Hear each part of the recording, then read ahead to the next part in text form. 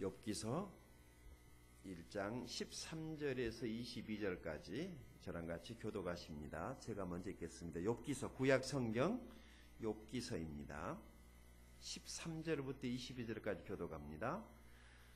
하루는 욥의 자녀들이 그 마다들의 집에서 음식을 먹으며 포도주를 마실 때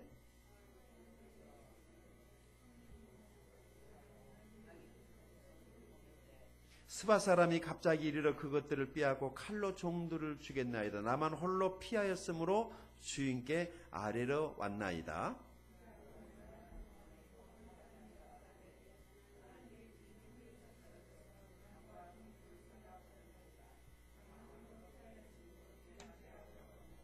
그가 아직 말하는 동안에 또 한 사람이 와서 아르되 갈대아 사람이 새 무리를 지어 갑자기 낙타에게 달려들어 그것을 빼앗으며 칼로 종들을 죽였나이다. 나만 홀로 피하였으므로 주인께 아뢰러 왔나이다.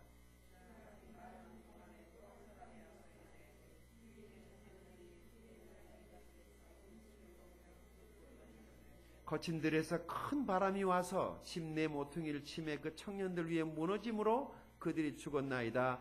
나만 홀로 피하였으므로 주인께 아뢰러 왔나이다 한지라.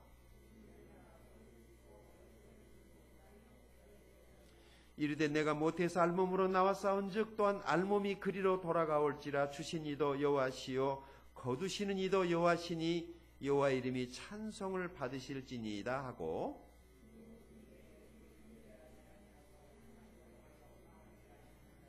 아멘. 앉으시겠습니다. 욥기서의 주제는요, 우리 그리스도인은 고난을 통해서 하나님을 닮은 사람으로 변화되어 간다는 것입니다. 그리스도인은 그리스도를 닮아야 합니다. 어쩌면 그리스도인이 그리스도를 닮아가는 것은 하나도 이상한 일이 아닐 것입니다. 신앙생활의 궁극적인 목표는 우리를 구원하신 그리스도, 예수 그리스도를 닮아가는 것입니다. 어떻게 닮아갈 수 있을까요? 고난을 통해서 그리스도를 닮아간다라고 하는 것이죠. 어떤 신앙의 연수나, 다시 말해서 교회를 오래 다니기 때문에 그냥 교회를 오래 다니다가 보면 어느 날 그냥 그리스도처럼 되는 것이 아니라는 것이죠. 신학 공부나 혹은 우리가 지금 매주 하고 있는 제자훈련 성경 공부가 나를 그리스도를 닮게 하는 것은 아닙니다. 물론 그것도 어느 정도 그리스도를 닮아가게 하는 어떤 길라잡이는 될 수는 있지만은, 그러니까 진정으로 우리를 그리스도 닮게 하는 것은 고난입니다. 고난이 우리로 하여금 그리스도를 닮아가게 합니다. 때문에 여러분에게 별로 반가운 얘기는 아니겠지만은 그리스도를 닮기 원하신다면 고난을 많이 겪으십시오. 아무도 고난을 좋아할 사람은 없을 것입니다. 고난이 오기를 기다리고 있는 사람들 또한 없을 것입니다. 그러나 우리 인생에 고난이라는 것은 뗄래야 뗄 수가 없는 삶의 중요한 조각이 아니라 한 부분인 것 같습니다. 산 넘어 산이고, 넘어서면 또 고난이 기다리고 있고, 이 문제 해결하고 나면 또 저 문제가 기다리고 있고, 또 저 문제 해결하고 나면 또 이 문제가 기다리고 있고, 그래서 인생은 끊임없는 고난의 연속인 것 같습니다. 고난 없는 세상, 제발 이 고난이 없었으면 좋겠다. 그래서 나만 이 고난을 겪고 있는 것 같고, 옆에 있는 사람, 다른 사람을 보면은 늘 웃고 다니니까 전혀 고난이 없는 것 같아 보이는 그런 사람도 없지 않아 있습니다. 예를 들어 광민호 집사님 같은 경우,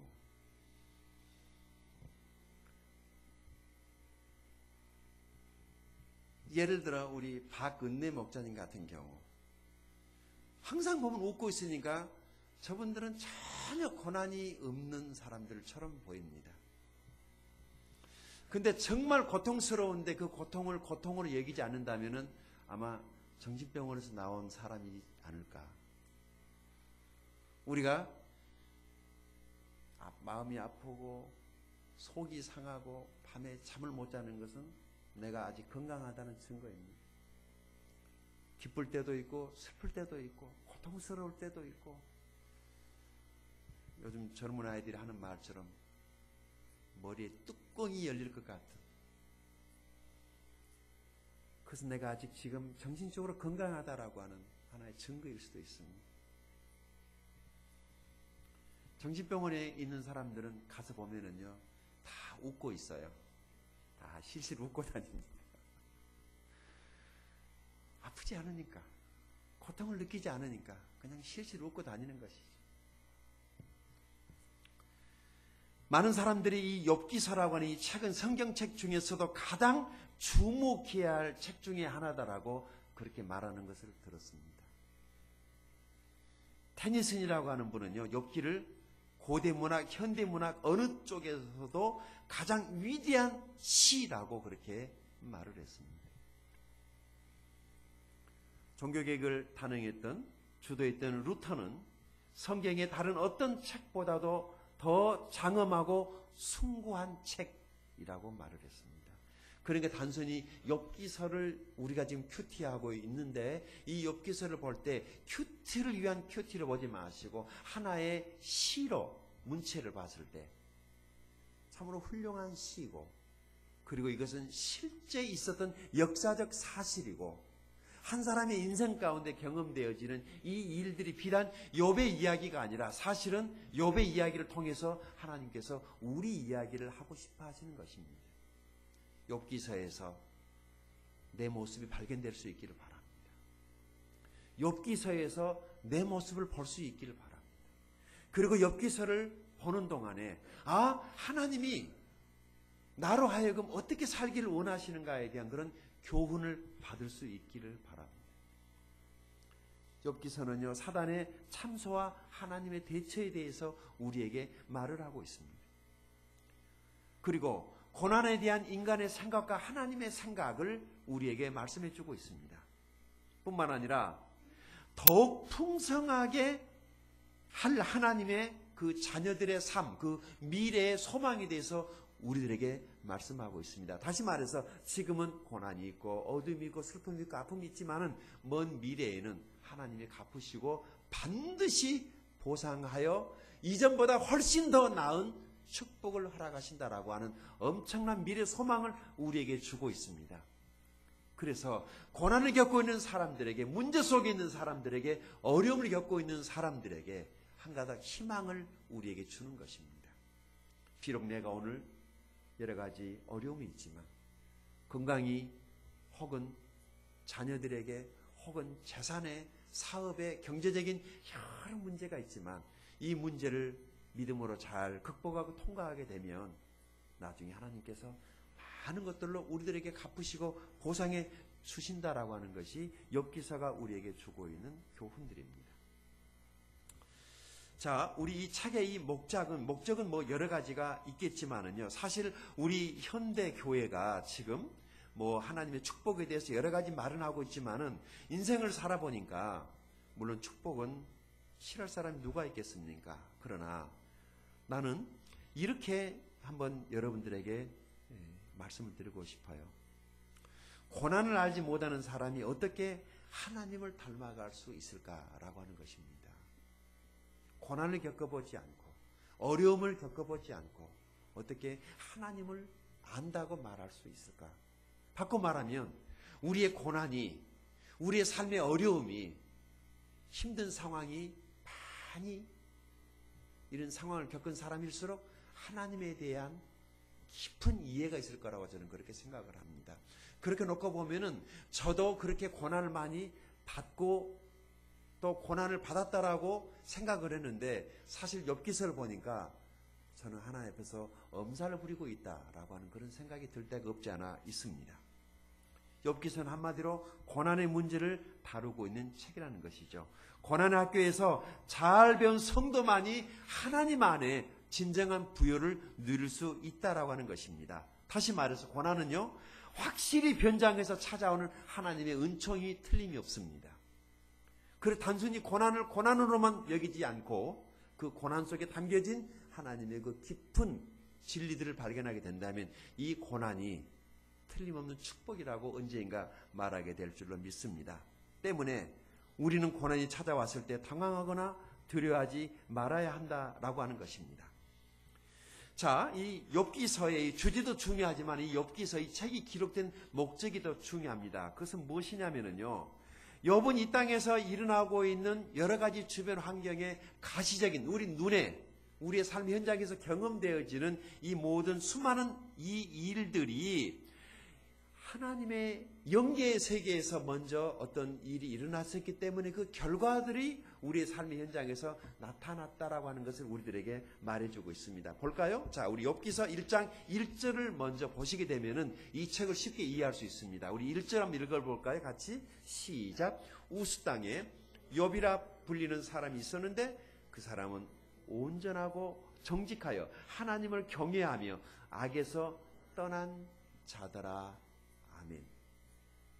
그 사람은 온전했다, 정직했다, 하나님을 경외했다, 악에서 떠난 자였다라고 그렇게 말을 합니다. 우리는 욥만큼 되지 못합니다. 온전하지도 않고 정직하지도 않고 욥만큼 하나님을 경외하지도 않고 그리고 욥만큼 악에서 떠난 자가 아니라 어쩌면 악에 묻혀 살고 있고 부정직과 우리는 짝하고 친구하고 살고 있고 그 다음에 우리의 온전함은 정말 부끄럽기 짝이 없을 만큼 우리는 그렇게 영적인 미숙아들이라고 말씀드릴 수 있겠죠. 자, 그 욥에게 하나님이 이렇게 축복하셔서 2절입니다. 시작. 2절 시작. 그에게 아들 7과 딸 3이 태어나니라. 합이 몇 명입니까? 적어도 이 정도는 알고 있어야 돼. 우리 욥이 누구인가를 말을 할 때 욥의 자녀가 몇 명? 예, 아들 7, 딸 3, 10명의 자녀가 있었어요. 그의 재산은 어느 쯤이었는가 볼까요? 3절입니다. 시작. 그의 소유물은 양이 7,000마리요, 낙타가 3,000마리요, 소가 500결이요, 암나귀가 500마리이며 종도 많이 있었으니 이 사람은 동방 사람 중에 가장 훌륭한 자였다라고 이렇게 얘기를 합니다. 자식의 복도 받았죠. 또 무슨 복? 물질의 복도 받았나요? 예. 그리고 이 사람은 어느 정도 하나님 앞에 예배하던 자였냐면은 5절이 그것을 말해줍니다. 계속해서 5절 읽어볼까요? 시작. 그들이 차례대로 잔치를 끝내면 욥이 그들을 불러다가 성결하게 하되 아침에 일어나서 그들의 명수대로 번제를 드렸으니 이는 욥이 말하기를 혹시 내 아들들이 죄를 범하여 마음으로 하나님을 욕되게 하였을까 함이라. 욥의 행위가 항상 이러하였더라. 아멘. 여기 항상에 줄 거 놓으실래요? 욥은 어떤 사람이었어요? 누가 보든지 보지 않든지, 누가 말하든지 말하든지 않든지 항상. 우리가 신앙이 무엇인가를 말할 때 이것이 신앙이지 않을까요? 내가 오늘 예배를 가지 않으면은 우리 목사님한테 전화 오지는 않을까 싶어서, 우리 목사님이 신방 오지는 않을까 싶어서, 다른 사람들이 나를 뭘로 생각할까 싶어서, 그것 때문에 물론 예배 오는 것도 좋은 동기죠. 그런 생각도 갖는 게 좋습니다. 그러나 사람들이 나를 어떻게 보느냐, 그것보다 조금 더 성숙한 신앙인이라면 나는 하나님 앞에서 어떠한 삶을 살아야 될 것인가를 스스로 느끼고, 이것은 하나님이 원하시는 것이기 때문에 그리스도인이 예수 믿고 구원받아서 그 은혜 때문에 늘 주일이면 하나님 앞에 나아가서 예배드리고 봉사하고 하나님 말씀을 배우고, 이것은 우리 그리스도인의 마땅한 바라고 저는 그렇게 생각을 합니다. 자, 그런데 여기 이제 6절부터 12절까지는요, 이런 그 욥의 아름다운 그 삶이 하늘에서는 하나님 앞에 이것이 시험거리가 됐어요. 사단은 우리의 일상의 삶에 하나님께 받은 복에 대해서 늘 하나님 앞에 고소하고 참소해서 우리의 삶의 시험거리들을 만들어낸다라고 하는 것을 우리가 보게 됩니다. 거기 사탄이 하나님 앞에서 이런 얘기를 합니다. 욥이 저렇게 하나님을 예배하는 까닭은 이유가 있습니다. 그것은 하나님께서 자식 많이 주었고 재산을 많이 허락했기 때문에 욥이 하나님께 예배하는 거야 당연하지 않겠습니까? 라고 하나님께 참소를 한 것입니다. 고소를 한 것입니다. 그래서 하나님은 욥은 그렇지 않다. 욥은 자식 때문에 자기가 부자이기 때문이 아니라 욥은 나를 사랑하기 때문에 내게 예배하는 삶을 살고 있다라고 하는 것을 하나님은 입증시켜야 할 필요가 있었기 때문에 하나님이 허락을 하십니다. 욥에게 잠깐 허락을 하십니다. 욥에게 시험을 허락을 하십니다. 욥에게 문제를 허락을 하십니다. 그래서 하나님이 허락하시자마자 이것은 하나님의 은총 가운데 하나님의 보호하심과 계획 가운데 일시적으로 허용된 것입니다. 사단이 마음대로 우리의 삶을 가지고 노는 것이 아니라 하나님이 허용하시는 범주 안에서만 허락된 것이라는 것을 우리가 알 수 있습니다. 사실 여러분, 저나 여러분이 인생을 살아가면서 겪는 이 모든 일들이 하나님의 뜻 가운데에서 허용된 것이라는 것을 믿으시기를 바랍니다. 사단이 마음대로 내 인생을, 그렇게 우리 자녀들의 인생을, 예수 믿는 사람들의 인생을 자기 마음대로 할 수 있는 것이 아니라는 것입니다. 사단도 하나님의 영역 안에서만, 하나님의 허용된 그 범주 내에서만 성도를 시험한다라고 하는 사실, 이것을 믿으시고 이 욥기서를 통해서 하나님의 큰 은혜를 받을 수 있기를 바랍니다.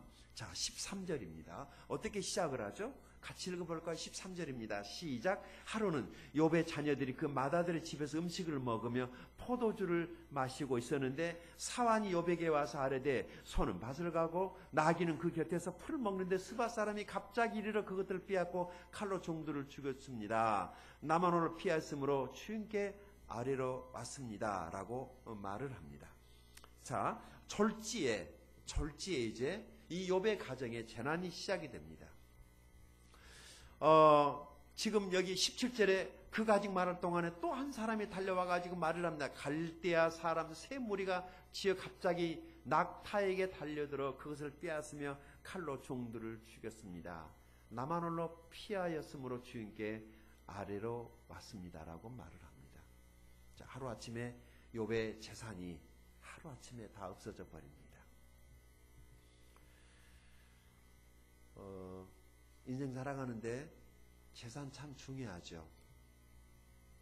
그런데 욥이 이 모든 재산을 의지하지 못하도록, 만약에 재산 때문에 통장에 있는 잔고, 내가 가지고 있는 이 금전적 여유 때문에 신앙생활을 하게 된다면 그 사람의 신앙은 어디서부터 출발한 것이냐면 그 사람이 가지고 있는 돈으로부터 출발한 것이기 때문에 진짜 신앙이라고 하는 것이 무엇이냐? 그것은 우리가 돈이 없을 때에도, 가난할 때에도 정말 하나님께 예배할 수 있느냐 하는 것입니다. 만약에 하나님께서 나에게 물질적인 것을 주시지 않으면 난 하나님을 믿지 않겠다라고 하는 것은 대단히 위험한 것이라는 것이죠. 생각 한번 해볼까요? 만약에 여러분 통장이 제로, 여러분 통장을 다 비워서 제로로 만들었어요. 그래도 나는 여전히 하나님을 예배할 수 있을까? 오늘 여러분의 그 통장을 제로로, 물론 통장에 내가 뭐 거액에 몇억, 몇십억, 몇백억 가지고 있는 분은 없을 줄 압니다만은 그래도 혹시 알아요, 누가? 여러분의 그 통장을 제로로 비워버렸을 때 그럼에도 불구하고 여전히 나는 하나님을 섬길 수 있겠느냐 하는 그 질문입니다. 두 번째, 아직 지금 재산 문제가 정확하게 정리가 안 돼 있을 때 욥은 계속해서 두 번째 소식을 접합니다. 어떤 소식입니까? 19절입니다. 같이 읽어보십시다. 시작. 거친 들에서 큰 바람이 와서 집 내 모퉁이를 치매 그 청년들 위에 무너짐으로 그들이 죽었나이다. 나만 홀로 피하였으므로 주인께 아래로 왔나이다 한지라. 아멘. 자, 이번에는 뭐가 없어졌습니까? 이번에는 자식이 없어졌습니다. 자, 자식이 10자식이 하루아침에 죽었어요. 그러니까 돈은 별것이 아니라는 것을 알게 되어 있어요. 자식이 죽었는데 돈이 무슨 소용이 있겠습니까? 처음에는 돈이 크다고 생각을 했는데 돈 없어진 것 때문에 약간 멘붕 상태에 놓여 있었는데 자식이 죽었다는 소식 앞에 까짓 그 돈이라고 하는 것은 언제든지 없어질 수 있는 것이구나. 그래, 지금 생각해보면 돈보다도 더 귀한 것은 내 자식이었어 라고 하는 것에 대한 새로운 개념을 갖게 된 것입니다. 여러분, 돈이 더 귀합니까? 자식이 더 귀합니까? 말해보세요. 돈이 더 귀합니까? 자식이 더 귀합니까? 자식이 더 귀합니다. 그러나 때로는 자식은 눈에 안 들어오고 돈이 더 훨씬 더 커 보일 때도 있단 말입니다. 이럴 때 자녀가 상처받지 않겠습니까?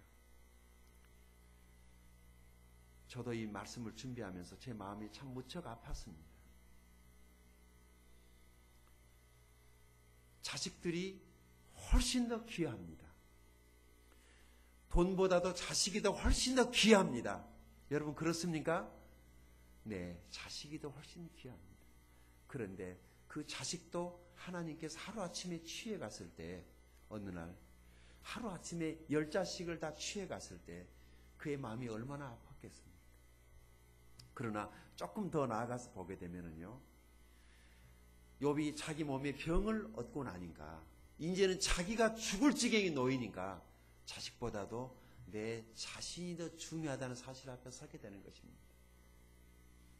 너희가 온 천하를 얻고도 네 목숨을 잃으면 네게 무엇이 유익하겠느냐라고 말씀하신, 여러분, 자식도 중요하지만 또 내 목숨도 중요합니다. 내 건강도 중요합니다. 내가 살아있어야지, 내가 건강해야지 자식도 돌아볼 수 있고, 내가 살아있고 내가 건강해야지 재산도 모으지 않겠습니까?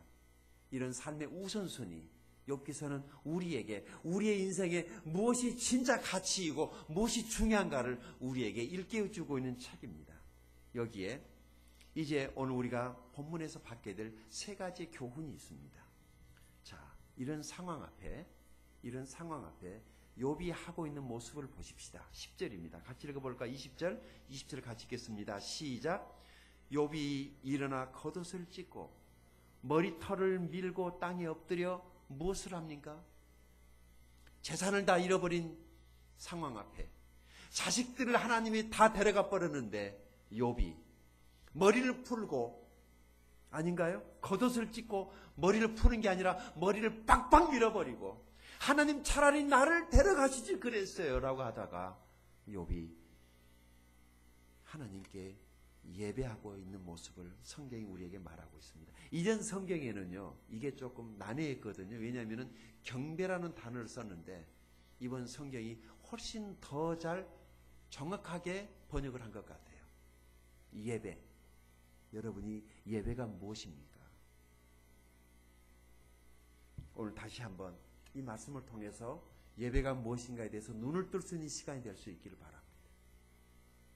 여기 욥이 예배했다라고 하는 이 말의 의미가 무엇이, 어떻게 여러분에게 지금 다가오십니까? 예배.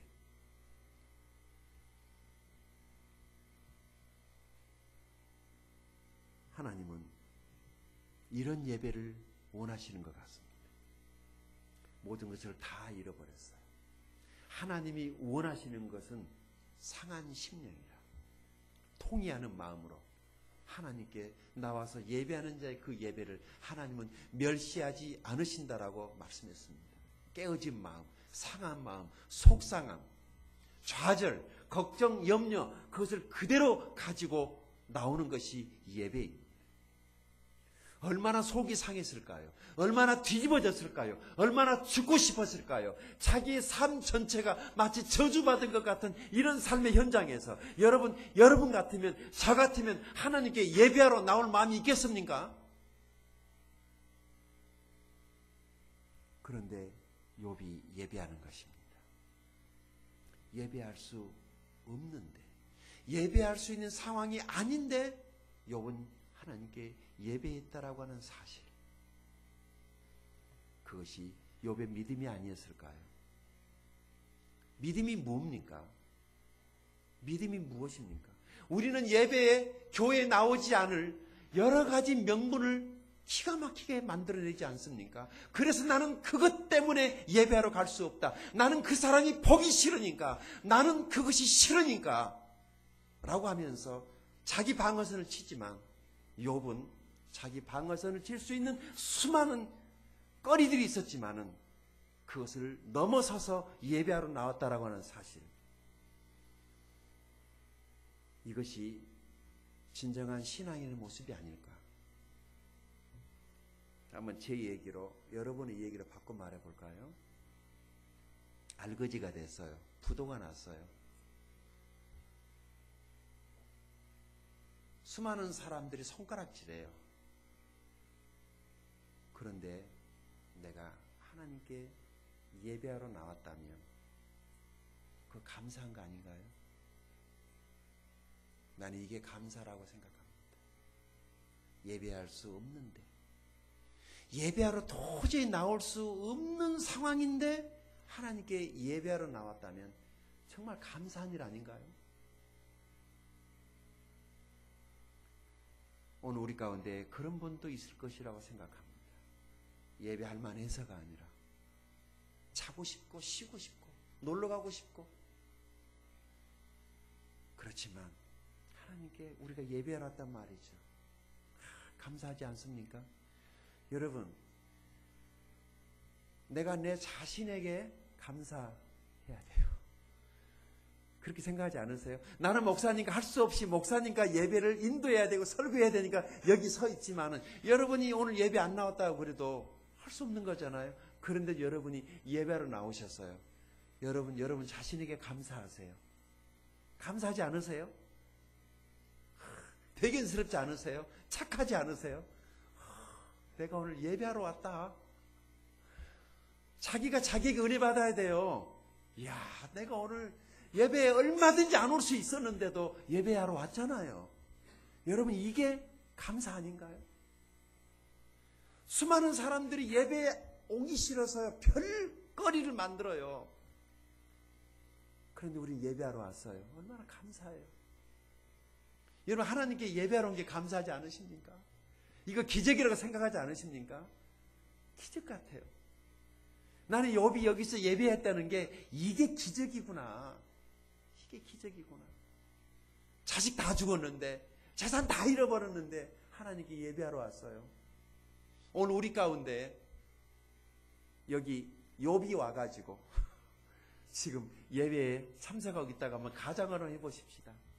우리는 그 욥에게 기꺼이 박수를 보내드릴 수 있죠. 저게 신앙이냐. 그게 진정한 감사가 아닐까.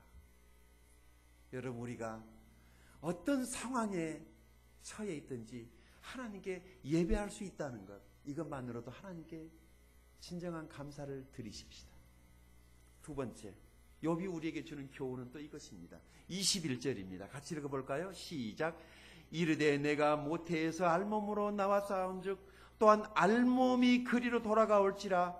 주신 이도 여호와시요 거두신 이도 여호와시니 여호와의 이름이 찬송을 받으실지다. 욥은요, 고난 가운데 하나님께 감사를 드렸습니다. 참 감사하더라고요. 감사할 수 없는데 감사하는 것입니다.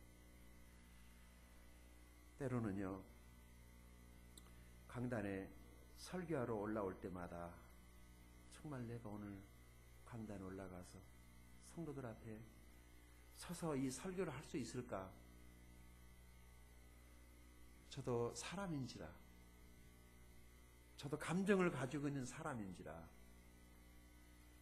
사람들 앞에, 하나님 앞에 서서 목사라고 설교하러 이곳에 올라올 때마다 별의별 생각이 들 때가 참 많이 있어요. 막 설교하고 싶어 미치고 환장해가지고 이 시간만 와라 하고, 그냥 그런 게 아니라 벌써 14년, 내년이면 15년이네요. 교회 개척한 지. 주일마다 강단에서 하나님 말씀을 전할 수 있었던 것, 하나님의 은총이고 하나님의 도우심이었다고 저 그렇게 생각합니다. 마음이 천갈래 만갈래 찢어지고 때로는 사단의 참소가 있고 내 연약함 때문에 부끄러워서 사람들 앞에 서 있는 것이 다리가 후덜덜덜 떨릴 수도 있었지만 그러나 그럼에도 불구하고 여러분에게 하나님의 말씀을 전하기 위해서 이곳에 올라와서 여러분과 같이 예배에 있던 지난 시간들을 정말 하나님께 감사해요. 여러분, 감사할 수 없는데 하나님께 감사할 수 있다면 그 진정한 감사가 아닐까요? 욥이 뭐라고 고백합니까? 하나님, 내가 이 세상에 태어날 때 빈손 쥐고 왔거든요. 어차피 돌아갈 때도 빈손으로 돌아갈 터인데 지금 내 몸에 걸쳐진 이거 다 하나님이 내게 주신 것이네요. 맞습니까?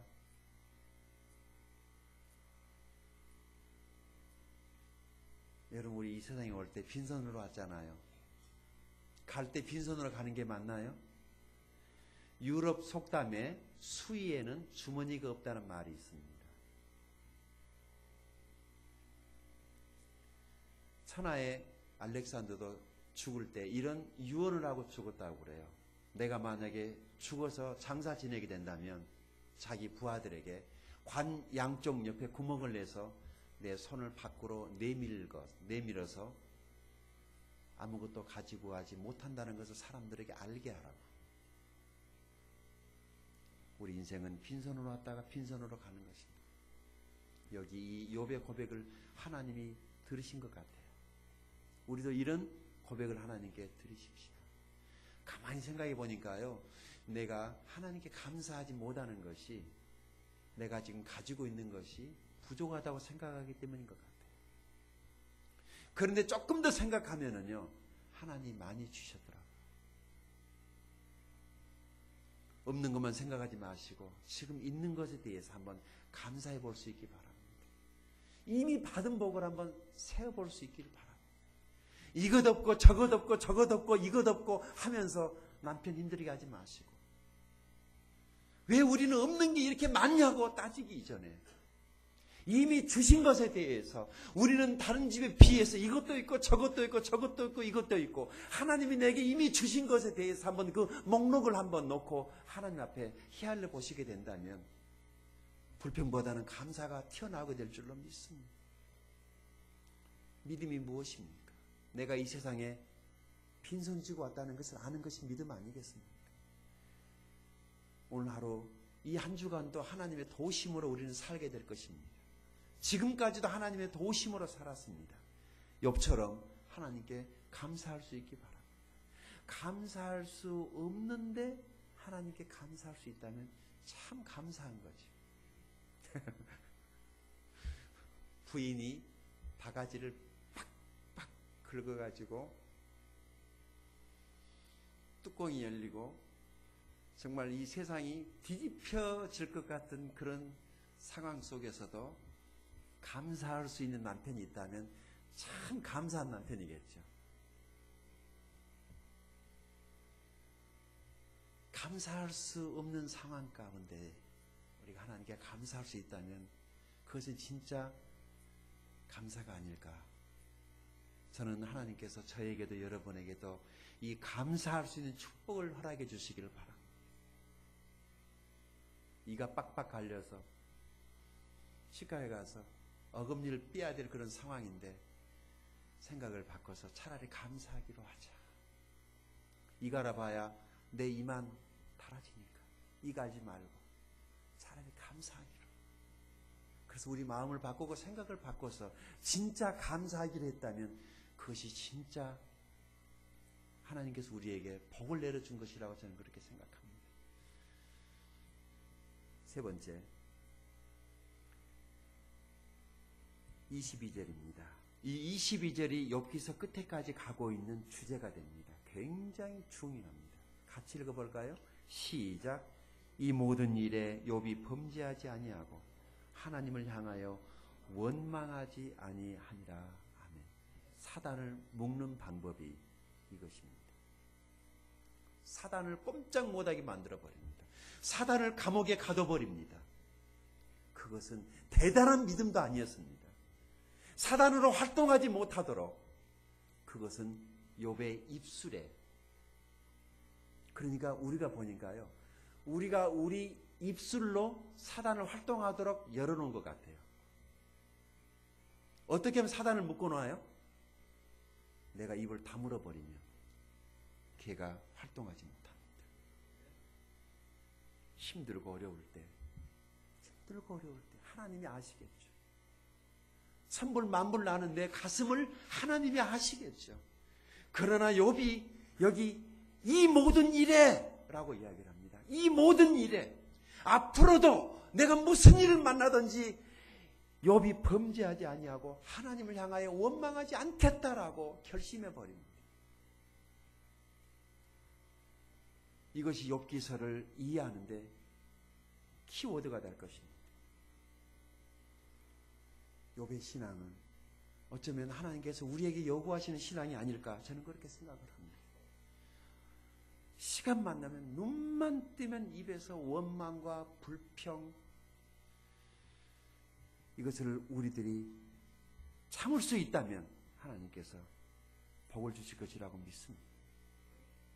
얼마든지 하나님을 원망하고 얼마든지 불평할 수 있고 따질 수 있는데도 불구하고 욥은 원망하지 않았습니다. 그것이 범죄라는 사실을 알고 입을 다물어 버립니다.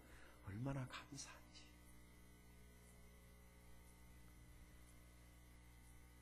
이거 참 감사할 일이라고 생각합니다. 결론으로 세 가지를 말씀드리고 마치겠습니다. 욥은 우리에게 믿음으로 사는 것이 무엇인가를 말하고 있는 것입니다. 첫째, 욥은 믿음으로 예배했습니다. 예배할 만해서가 아니라 믿음으로 예배했습니다. 두 번째, 욥은 믿음으로 감사했습니다. 감사할 만하니까 감사하는 것이 아니라 감사할 수 없었는데 믿음으로 감사했습니다. 여러분, 제가 오늘 여기서 설교하는 것도 제가 설교할 만해서가 아니라 믿음으로 설교하고 있습니다. 제가 밥을 먹을 때 기분이 좋아서가 아니라, 배가 고파서만이 아니라, 이 먹어야지 살기 때문이 아니라 믿음으로 밥을 먹습니다. 내가 웃고 다니니까 사람들이 그래요. 고 목사님은 얼마나 행복한지, 좋은 일만 있고 어려움이 전혀 없는 줄 알고 어디를 가서도 실실 웃고 다니니까 사람들이 나는 걱정도 하나도 없고 염려도 하나도 없고 문제가 하나도 없는 줄 알아요. 여러분, 저 걱정 많은 사람이에요. 문제 많은 사람이에요. 고민 많이 하는 사람이에요. 그러나 사람들 앞에서 내가 그냥 다만 웃을 따름이에요. 믿음으로 웃다 보니까 문제가 해결되고, 믿음으로 웃다 보니까 또 문제가 하나 해결되고, 또 믿음으로 웃다 보니까 또 문제가 하나 해결되고, 그래서 여기까지 왔어요. 내가 만약에 내 힘들고 어려운 상황을 여기 쌍판대기에다가 내가 다 그리고 있었다면은요, 아마 나 따라올 사람, 우리 교회 성도들 한 사람도 누가 그런 목사 얼굴 보려고 오겠습니까? 인상 박박 쓰고 내천자 그리고 화나가지고 여기서 막 그냥 입에서 불이 쏟아지고는 용가리 입에서 불 나오듯이 막, 누가 그런 설교 들으러 오겠습니까? 그러니까요, 설교하러 올라가기 전까지는 내 마음속에 막 불이 활활 타는데 강단에 올라설 때는 전혀 안 그런 것처럼 성령께서 나를 붙잡아 주시니까 속없이 유머도 하고, 제가 웃을 때도 여러분도 웃잖아요. 내가 안 웃으면 교회가 그냥 안 웃을 것 같아서 내 생각이 그래요. 그래서 그냥 또 웃고 또 웃는 것입니다. 웃다 보니까 웃는 일이 생기는 거죠. 여러분, 믿음으로 웃읍시다. 믿음으로 감사합시다. 믿음으로 악수하십시다. 그러다 보면은 진짜로 좋은 일도 생기고 그렇더라고요. 모든 것이 믿음입니다. 하나님이 우리에게 원하시는 것이 믿음인 것 같아요. 믿음으로 감사했습니다. 자식이 사고를 쳐도 믿음으로 감사할 수 있기 바랍니다. 괜찮아. 잘 될 거야. 이번에 우리 오시게 될 주견자 사모님, 자기 딸을 30살에, 그것도 미국 하버드 대학 교수를 만든 이 어머니의 교육 철학은 간단했어요. 물론 어머니가 금전적으로 잘해줄 수 없기 때문에 어머니가 그렇게 할 수밖에 없었지만은 그것이 아이 속에 잠재되어 있던 자존감을 일깨워 준 거예요. 잘할 거야, 괜찮아 라고 하는 이 말이 이 아기 마음속에 들어있었던 그 자존감을 일깨워줘서 정말 자기가 잘할 거라고 믿었다는 거죠. 그리고 열심히 했더니 하나님께서 그를 하루아침에 나이 30살에 한국인 동양인 최초로 미국 하버드 대학의 교수가 되게 하신 이 하나님의 섭리. 그러니까 모든 복과 저주가 우리 입에서 나가는 것 같아요. 우리들이 막 입에서 나가는 그 무서운 독. 일부만 얘기할게요. 제가 어려서 살 때 우리 집 앞에 우리 친구 어머니가 계셨는데 그 어머니는 아침부터 저녁까지 아무도 누가 듣지도 않는데 어머니 혼자 누군가를 향해서 욕을 하는 것을 어려서 듣고 자랐어요. 사람도 없어요. 혼자 일하시면서 그런데 정말 안 좋은 욕은 다 하시는 거예요. 사람도 없어요. 남편도 자식도 없어요. 혼자 그렇게 일을 하시면서 그렇게 악한 말을 하시는 거예요. 지금도 생생해요. 여러분, 그런데요, 그 어머니의 자녀들이 어떻게 된 줄 아세요? 그게 자녀들의 삶 속에 그대로 다 어머니 그 악한 말이 자녀들의 삶 속에 다 현실이 되어져 버린 거예요. 아무리 힘들어도 아무리 어려워도 우리 입으로 범죄하지 맙시다. 참아버리십시다. 견디다가 보면은요 좋은 날 올 것입니다. 막 튀어나올 때 어금니를 물어야 됩니다. 손으로 가려야 됩니다. 오죽했으면 다윗이여 내 입술에 파수꾼을 세워달라고 기도하지 않습니다. 나쁜 말이 튀어나오려고 그러니까 하나님 내 입술에 보트 좀 세워가지고 막 나갈 때 검문 좀 하게 하라고. 내 입술에 파수꾼을 세워주십시오. 진짜 안 좋은 얘기하고 나면 그렇게 마음이 안 좋더라고요. 여러분 그럽니까? 여러분도 그러시던가요? 누구 막 도마에다 올려놓고 막 그냥 탕탕이 조수듯이 막 그냥 탕탕이라고 그런 음식도 있더라고요. 낙지하고 소고기를 그냥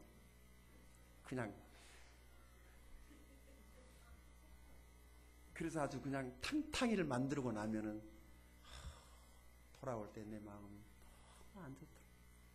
누가 악한 말 하는 거 옆에 듣고만 있어도 내 마음이 안 좋더라고요. 여러분 누구 비방하거나 악한 말 하면은 도망쳐 버리십시오. 안 좋더라고요. 기도가 안 되더라고요. 막 혼란스럽더라고요. 좋은 막 성도들과 관계가 다 이상하게 보이는 거예요. 막 꼬이게 보이고. 혹시 누가 부정적인 말하거나 그러면 그런 말 하지 말라고 그러세요. 그런 말 자꾸 귀 기울 필요 없어요. 내가 흔들리는 거예요. 나쁜 말 하는데 잊지 마세요. 도망치세요. 협조하지 마세요. 동조하지 마세요. 그게 전부 내 삶의 대가로 지불해야 된다고. 왜 나라고 그런 말하고 싶지 않겠습니까? 내 속에 악만 들어있는데. 우리 욥에게서 배울 수 있기 바랍니다. 22절 다시 한번 읽어보십시다. 시작. 이 모든 일에 욥이 범죄하지 아니하고 하나님을 향하여 원망하지 아니한다. 아멘. 욥은 믿음으로 그리스도를 바라봤던 것입니다. 오실 그리스도, 오실 메시아, 나 때문에 십자가에서 못 박혀 죽으실 그리스도는 고난을 받는 그리스도라고 하는 사실을 그가 생각했기 때문에 그가 입을 다물었던 것입니다. 욥은 그리스도를 바라보고 있었던 것입니다. 기도하겠습니다.